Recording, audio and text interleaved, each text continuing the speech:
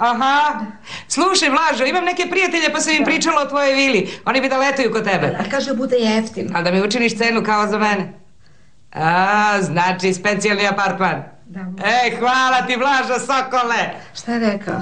Otkazat će stalnim gostima zbog mene, dobila si premiju. Što, drugarice moja, gde je vila? Najbolje mesto, daleko od plaže, da ti ne smetaju deci oni ludaci na gliserima, odmah iznad autoputa. Blizu ti bunar, možda trpneš po vodu, a posle požara od zimu se vidi puca do Italije. Ali da bude jeftino. Luksuzni, jednosobni apartman, čarobne fotelje na razvlačenje. Šta će ti air condition? Pa nemaš sunca, samo od jutra do 3 sata popodne. Posle fina hladovinka, naročito noć. I privatni je plaža.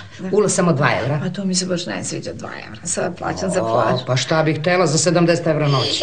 Pa ne pada mi na pamet da plaćam 70 evra, jesi ti normalna? Moraš, ja sam sad čoveku dala reč, otkazat će stalnim gostima. Ma kakvi stalni gosti, bubašvabe su njegovi stalni gosti. Mogu misliti koliko si se ti ugradila o pajdaro. Sram te bilo, za srce si me ujela prdaro. Smrdaro. Podrumaro. Krevetiro. Đubretaro. Polovnjačo. Kolašturo. Puksetino i džukela. Ko bilo, kokoško. A ti si džukela. Jo, izvini, Veročka, moram da idem. Dođeš bez veze na 2 minuta, stvarno, dođi jednom da može